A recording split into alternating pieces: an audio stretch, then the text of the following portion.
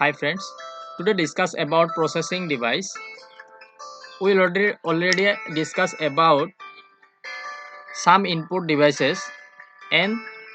today discuss about number 2 processing device.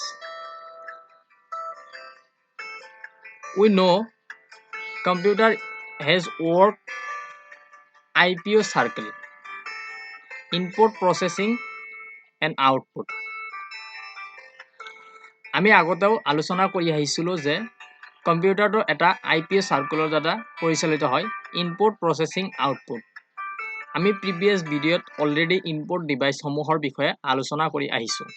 So আজি আমি আলোচনা কৰিম প্ৰসেসিং ডিভাইস বলক এইটো ভিডিঅ'ৰ আমি কি বিষয় টপিকসমূহ আলোচনা কৰিম চাই লওক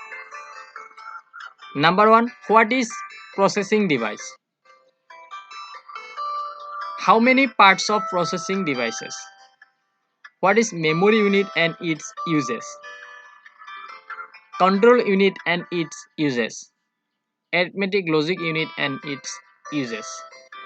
আমি এইটো ভিডিঅ'ত আলোচনা কৰিম যে প্ৰসেসিং ডিভাইস কি আৰু প্ৰসেসিং ডিভাইসসমূহ অংশসমূহ কি আৰু ইয়াৰ মেমৰি ইউনিট কি আৰু ইয়াৰ ইউজ কি ব্যৱহাৰ কি কন্ট্ৰোল ইউনিটটো কি arithmetic logic unit কি আৰু ইয়াৰ ব্যৱহাৰসমূহ কি বলক পলম নকৰি ভিডিঅ'টো আৰম্ভ কৰো processing device CPU is a processing device CPU আমি processing device বুলি কোৱা হয় CPU is considered as the brain of the computer আমি CPU কম্পিউটাৰৰ মগজু বুলি কোৱা হয় CPU perform all types of data processing operation CPU আমাৰ কম্পিউটাৰৰ all type of data আমাৰ যিবিলাক data বা instruction আছে সব data আমি আমাৰ operations কৰে operand কৰে so it storage data intermediate result and instruction program আমাৰ এই CPU দ্বাৰা আমাৰ data খিনি বা instruction খিনি কম্পিউটাৰত store কৰি ৰাখে আৰু এটা meaningful result দিয়ে process কৰাৰ পিছত এটা instruction বা process কৰাৰ পিছত আমাৰ এটা result দিয়ে so number it is control the operation of the parts of the computer আমাৰ যিখিনি আমাৰ computer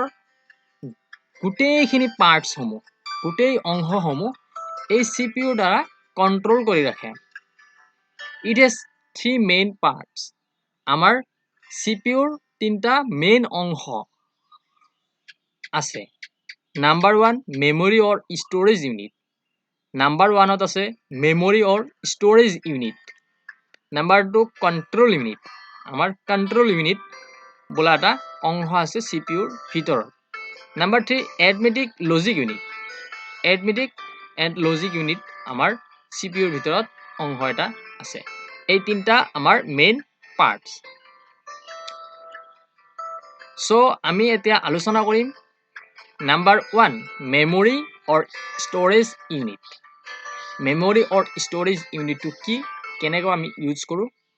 it stores all data and instruction required for processing আমাৰ গোটেই ডাটা খিনি আমাৰ memory or storage unit যেটো আছে সেই memory or storage unit আমাৰ গোটেই ডাটা খিনি store কৰি ৰাখে আৰু it store intermediate result for processing আৰু আমাৰ processing কৰাৰ পিছত এইটো ৰিজাল্টৰ কাৰণে উপযোগী হৈ পৰে আৰু it stores the final result of processing before this result relays to the output devices all input and outputs are transmitted through the main memory আমাৰ যেটো memory unit আছে গোটেই ডাটা খিনি store কৰি ৰাখে store কৰি কিনে আমাৰ গোটেই process খিনি হোৱাৰ পিছত ইনপুটে দিয়া ডাটা খিনি আমাৰ প্ৰসেসৰে কন্ট্ৰোল ইউনিটে প্ৰসেস কৰি মেমৰি ইউনিটত ষ্ট'ৰ কৰি ডাটা খিনি তাৰ পিছত আমাৰ আউটপুটৰ থ্ৰুদি এটা মিনিংফুল ৰিজাল্ট উলিয়াই দিয়ে সো যিখিনি ডাটা আমাৰ ষ্ট'ৰ কৰি ৰাখে সেই ইউনিট খিনি আমাৰ মেমৰি ইউনিট বুলি কোৱা হয় সো নেক্সট কন্ট্ৰোল ইউনিট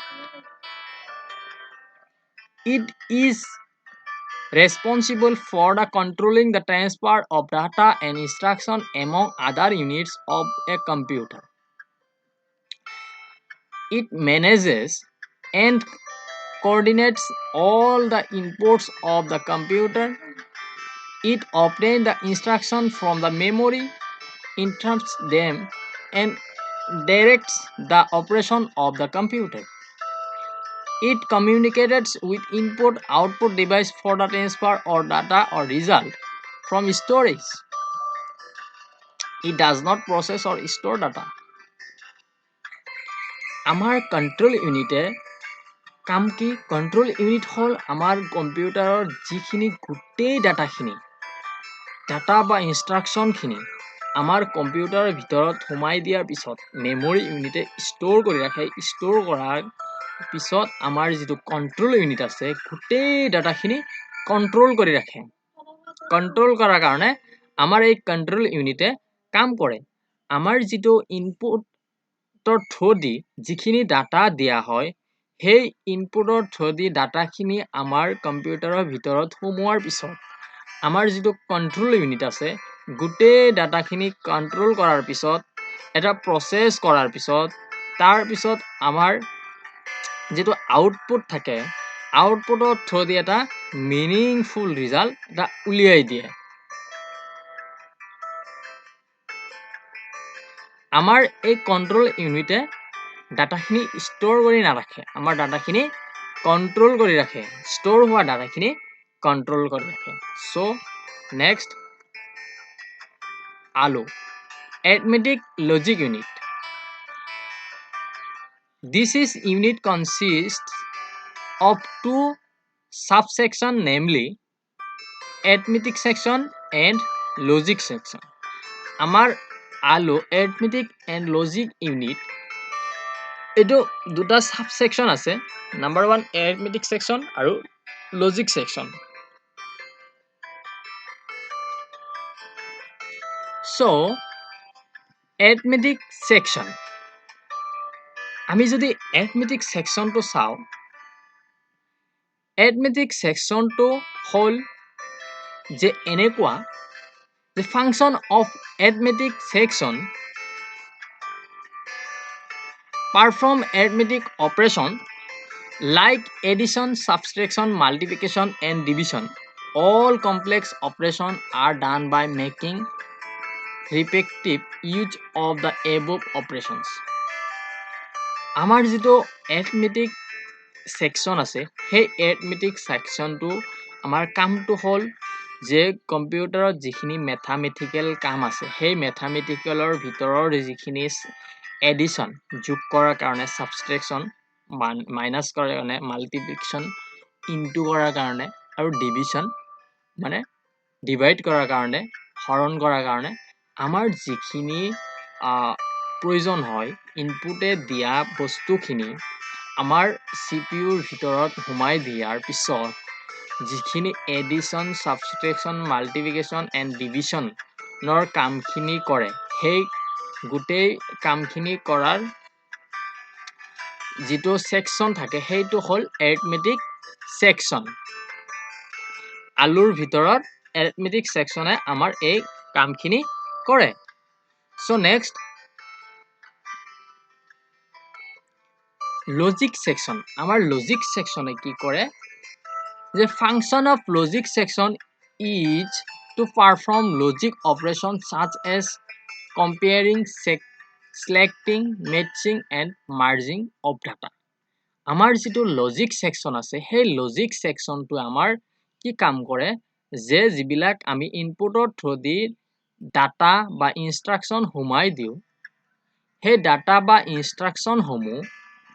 আমাৰ কম্পেয়াৰিং কৰাৰ কাৰণে তুলনা কৰাৰ কাৰণে সিলেক্ট কৰাৰ কাৰণে ম্যাচিং ইয়াৰ লগত এটো ম্যাচ হৈছে নে নাই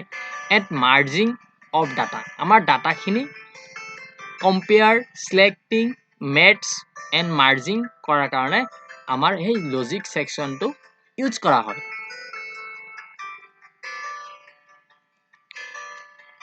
so thanks for watching and subscribe my channel